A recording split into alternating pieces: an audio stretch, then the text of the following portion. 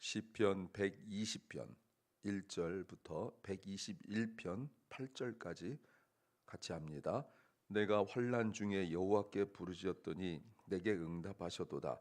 여호와여, 거짓된 입술과 괴사한 혀에서 내 생명을 건지소서. 너 괴사한 혀여, 무엇으로 내게 주며 무엇으로 내게 더할꼬. 장사의 날카로운 살과 로뎀나무 숯불 이리로다. 메색에 유하며 게달의 장막 중에 거하는 것이 내게 화로다. 내가 화평을 미워하는 자와 함께 오래 거하였도다. 나는 화평을 원할지라도 내가 말할 때에 저희는 싸우려 하는도다. 내가 산을 향하여 눈을 돌리라. 나의 도움이 어디서 올꼬. 나의 도움이 천지를 지으신 여호와에게서로다. 여호와께서 너를 실족지 않게 하시며 너를 지키시는 자가 졸지 아니하시리로다. 이스라엘을 지키시는 자는 졸지도 아니하고 주무시지도 아니하시리로다. 여호와는 너를 지키시는 자라. 여호와께서 내 우편에서 내 그늘이 되시나니 낮의 해가 너를 상치 아니하며 밤의 달도 너를 해치 아니하리로다. 여호와께서 너를 지켜 모든 환난을 면케 하시며 또 내 영혼을 지키시리로다. 여호와께서 너의 출입을 지금부터 영원까지 지키시리로다. 아멘. 시편 120편부터 134편은 위에 제목이 있습니다. 성전을 올라가는 노래라는 의미입니다. 모두 15개 시편이 모두 이런 표제어 제목이 있어요. 성전에 올라가는 예배자의 노래입니다. 절기가 되면 모든 유대인들은 예루살렘 성전에 가야 됩니다. 그런데 이 15편을 우리가 보면서 무슨 생각이 드세요? 그 성전을 가면서 걸어가든지 뭐 이렇게 갈 텐데 가면서 여러분 여러 가지 반응할 수 있잖아요.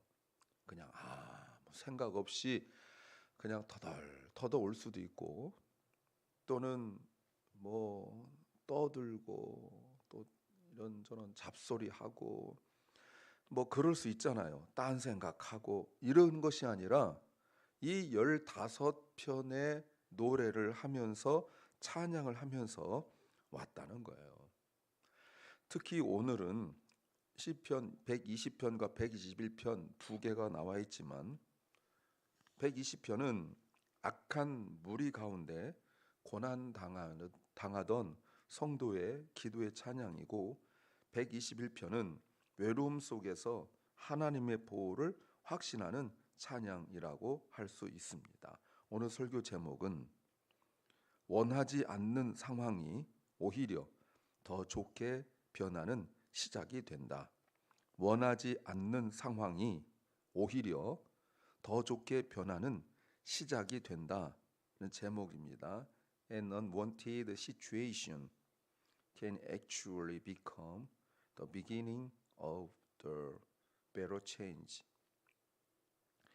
An unwanted situation can actually become the beginning of a better change.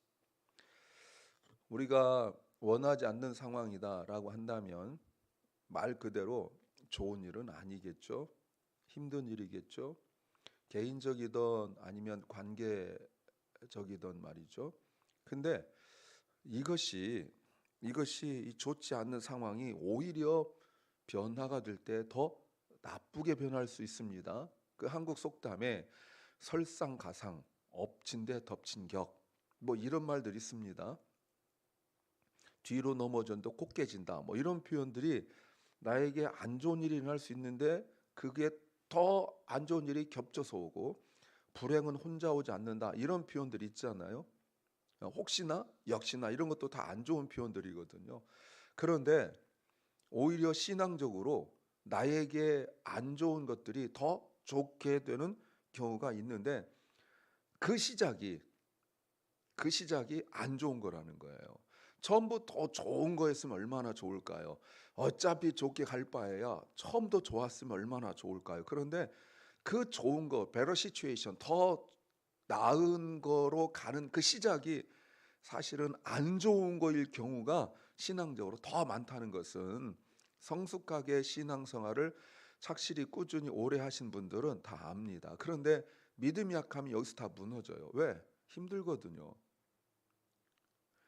이게 더 좋은 길로, 더 좋은 상황으로 만들기 위한 하나님의 방법이고 하나님의 전략이고 하나님의 계획인데 그걸 모르니까 너무 힘들거든요. 그러니까 그 힘든 상황 속에서 다 낮아빠지고 주저앉고 이런 경우가 너무너무 많아요.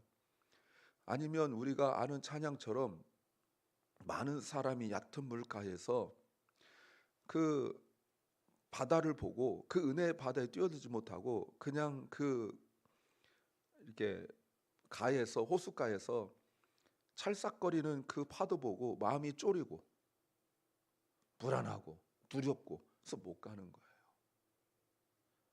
무엇을 알아야 될까요? 첫째는 실패해서라도 깨닫는다면 늦은 것은 아니다. 실패해서라도 깨닫는다면 늦은 것은 아니다. If we realize because of failure, it's not too late. If we realize because of failure, it's not too late. 오늘 그 표제 아까도 보셨지만 제목에서 성전에 올라가는 노래입니다. 그런데 그 첫 시 15개의 성전에 올라가는 노래를 하면서 첫 번째 그 시예요. 그럼 뭐를 첫 번째 놔야 될까? 이 성전 올라간다는 것이 정말 말 그대로 성전 올라가는 노래일 수도 있고요. 많은 분들이 120편을 어떻게 해석하냐면 바벨론 포로에서 돌아오면서 예루살렘에 돌아오면서 부르던 찬양일 것이다 라고 해석하기도 합니다. 그러면 이스라엘 사람들이 바벨론에서 예루살렘으로 가는 것은 단순히 고향으로 가는 건 아니죠. 무엇입니까? 예배하러 가는 거죠. 성전으로 가는 거예요. 예배를 위하여 하나님께 가는 거예요. 목적이 방향을 정하고 태도를 만들고 있죠.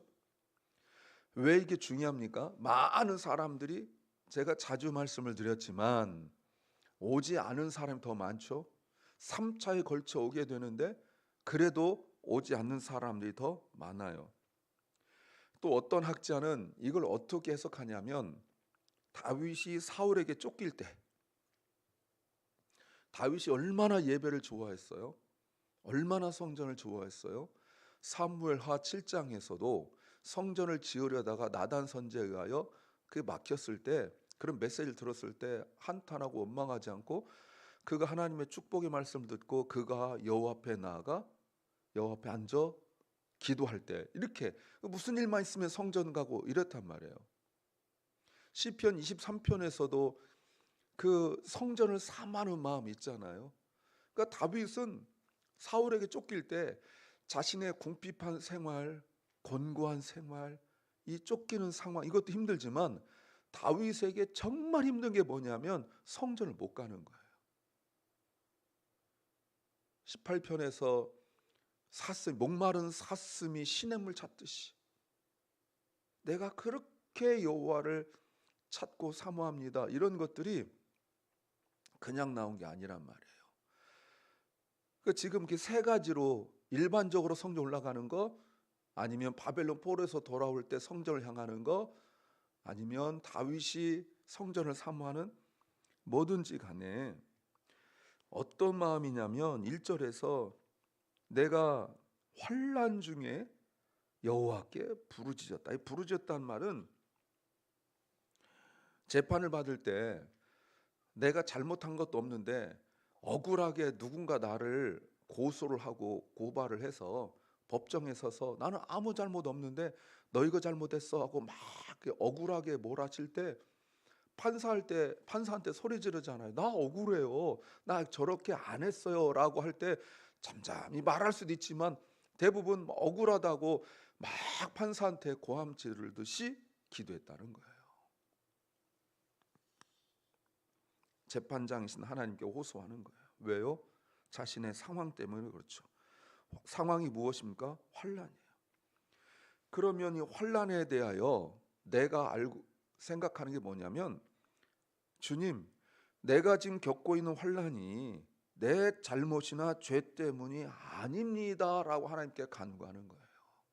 마치 욥이 친구들이 와서 너 잘못했으니까 이런 환난 당하지라고 할 때 욥이 말하기를, 내가 하나님 앞에 다 잘했겠느냐, 잘못했겠지만 이런 환난을 당한 죄를 짓지 않았다.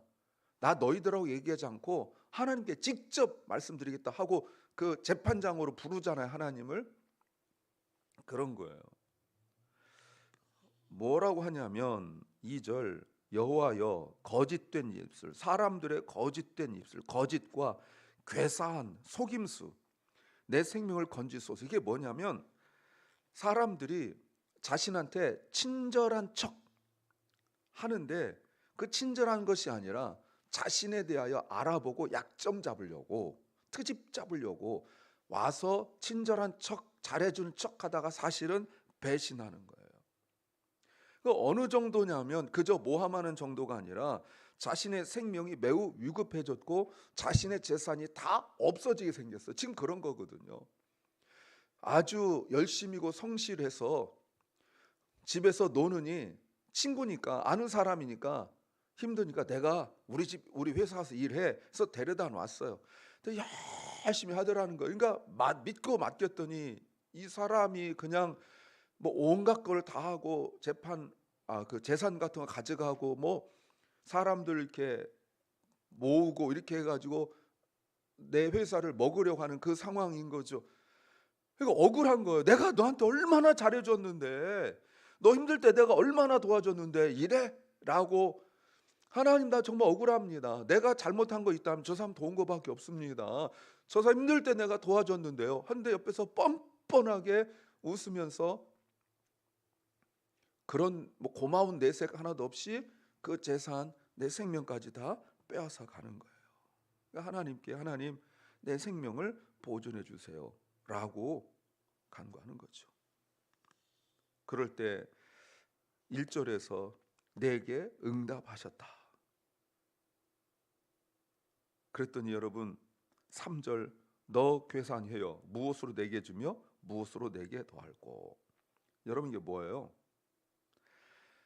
이게 하나님께서 심판하시는 거예요.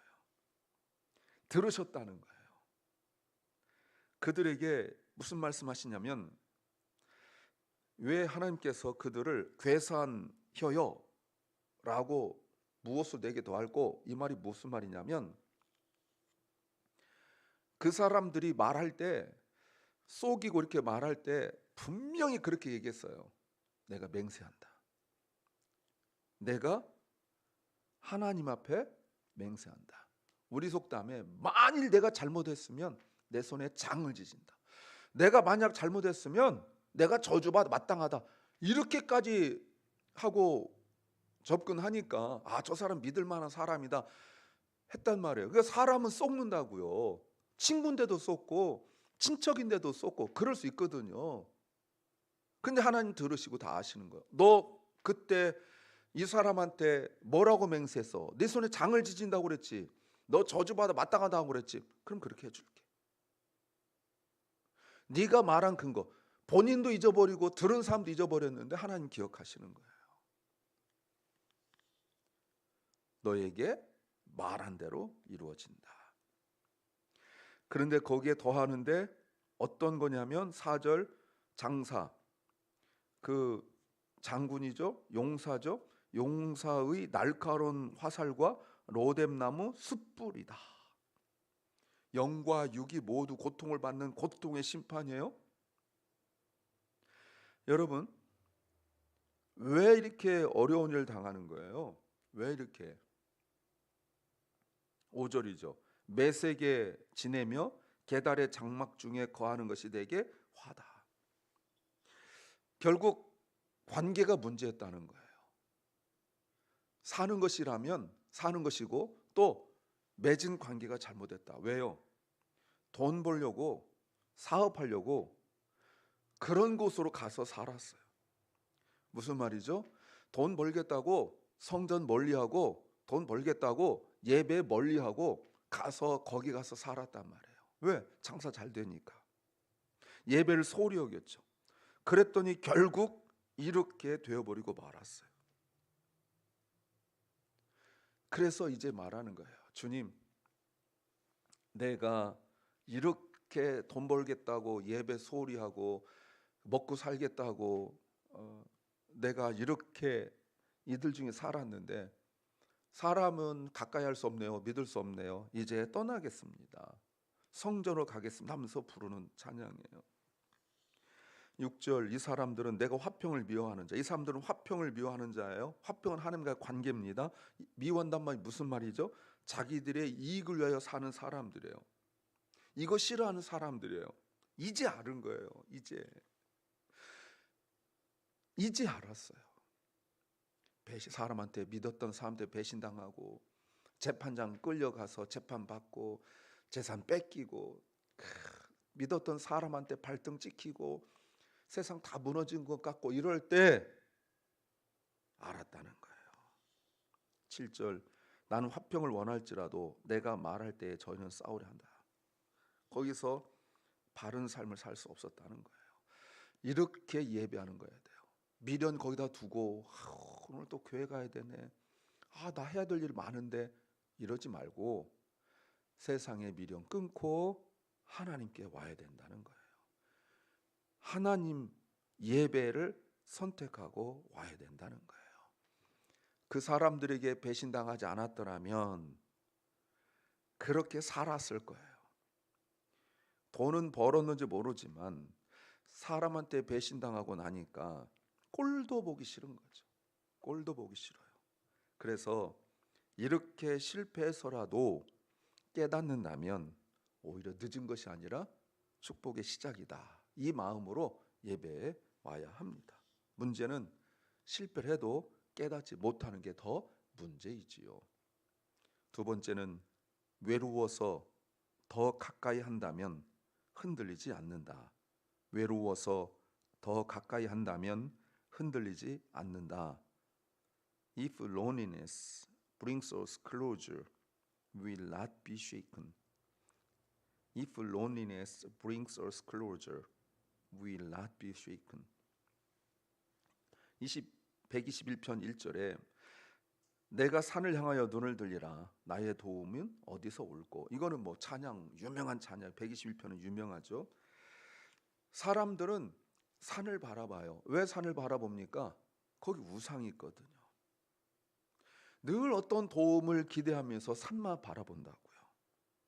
그런데 나는 2절, 나의 도움이 어디서 올꼬? 천지를 지으신 여호와께서로다. 나는 주님만 바라본다는 거예요.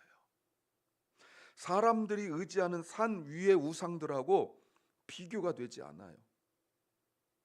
하나님께 어떻게 하나님께서 그러면 도우십니까? 3절, 여호와께서는 나를 도우시는데 실족하지 않게 도우시고 또 나를 지키시는 하나님은 졸지도 아니하신다.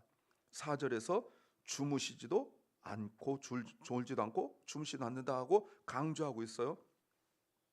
왜 그렇죠? 산 위에 있는 우상을 섬기는 사람들은 가서 우상을 깨워야 돼요. 제물을 바치고 요란스럽게 우상을 섬기는 제사장들을 우리가 스갈의 마지막에 보셨죠? 온몸에 상처를 내고 이렇게 해서 관심을 갖게 만들어야 돼요. 그래서 여러분 굿하고 이런 것들 보십시오. 요란하게 합니다. 왜? 그 신을 불러들이고 신에게 관심 갖게 하려고 깨워야 돼요. 엘리야도 바알을 섬기는 아세라 섬기는 선자들에게 너의 신이 자나보다 깨워라 이렇게 했거든요. 그런데 우리 하나님은 그런 분이 아니에요. 여러분 이 말이 무슨 말일까요? 이 말이 무슨 말이에요? 외롭다는 거예요. 외롭다. 사람이 아무도 없어요. 다른 말로 말하면 신앙의 색깔이 너무 달라요. 내가 지금 살아가는 이 공동체에서 그게 친구가 됐던 가까운 사람들이 됐던 뭐 이렇게 이웃이 됐던 그들과 내가 너무 달라요. 그들은 늘 산만 바라보고 어떻게 하면 복 받을까, 어떻게 하면 신을 깨워서 내가 축복을 받을까? 늘 이 생각하는데 나는 그렇지 않거든요. 왜? 우리 하나님 늘 깨어 계시고 졸지도 않고 주무시지도 않는 그런 분이니까 그 막 하나님을 깨우려 하지 않는단 말이에요. 그런데 5절 여호와는 너를 지키시는데 여호와께서 내 우편에 그늘 되셔서 낮의 해가 밤의 달이 너를 상치 못하고 애지 못한다. 7절 여호와께서 너를 지켜 모든 환난에서 환난을 면하게 하시며 또 내 영혼을 지키시로다. 예. 야베스 기도죠. 모든 환난에서 나를 지켜 주십시오. 여러분 이게 무슨 말이에요? 영원토록 지키신다는 거죠. 이 말이 무슨 말입니까? 하나님에 대한 신뢰가 생길 때 그냥 생기는 게 아니에요. 내가 지금까지 어떻게 살았어요? 그 산만 바라보는 사람들하고 같이 어울려 살았어요. 그런데 자꾸 어떤 그 이질감, 다른 게 자꾸 느끼는데 이게 처음에 왜 그런가 하고 그들하고 더 가까이 지내려 하고 그들 속에서 어울리려 그렇게 묻어내를 썼는데 안 되는 게 뭐였냐면 영이었다고요. 영적인 것.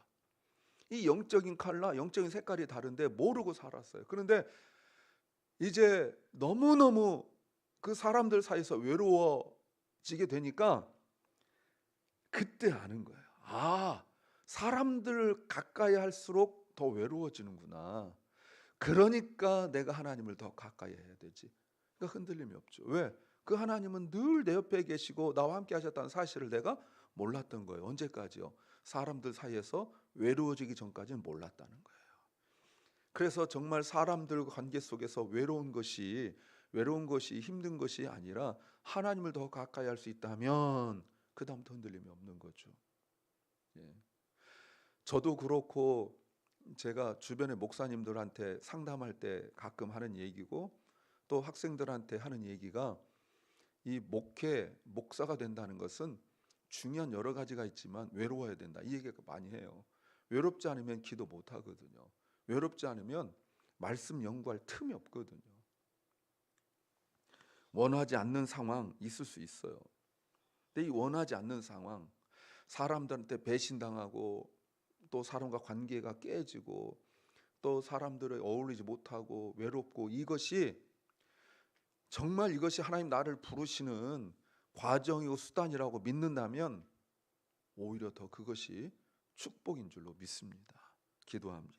주님, 사람과 관계 속에서 우리가 때로는 배신당하고 때로는 너무 외로워한 것이 오히려 하나님을 가까이 할 수 있는 것이 될 수 있다면 축복과 은혜가 시작된 것임을 믿습니다. 주여, 아직도 세상에서 허덕이고 방황하고 사람들의 마음을 붙들려고 애쓰고 이런 삶에서 돌아서서 예배를 그리고 하나님을 더 사랑하고 가까이 하게 하옵소서. 사랑 결란과 사랑하는 우리 자녀들이 다음 시대 다음 세대의 이 모든 심령들이 하나님을 더 가까이 하게 하옵소서. 오늘도 병중에 있는 연약한 성도들을 기억합니다. 주여, 저들을 주께서 치유하여 주시고 함께하여 주시옵소서. 오늘 귀한 날 우리에게 주셨는데 주일을 예배를 준비하는 하루가 되게 하시고 더 하나님을 가까이 할 수 있는 은혜의 시간 되게 하여 주옵소서. 예수님 이름으로 기도하옵나이다. 아멘. 하늘에 계신 우리 아버지여, 이름이 거룩히 여김을 받으시오며 나라 임하옵시며 뜻이 하늘에서 이룬 것 같이 땅에서도 이루어지이다. 오늘날 우리에게 일용할 양식을 주옵시고 우리가 우리에게 죄 지은 자를 사하여 준 것 같이 우리 죄를 사하여 주옵시고 우리를 시험에 들게 하지 마옵시고 다만 악에서 구하옵소서. 대개 나라와 권세와 영광이 아버지께 영원히 싸움나이다. 아멘.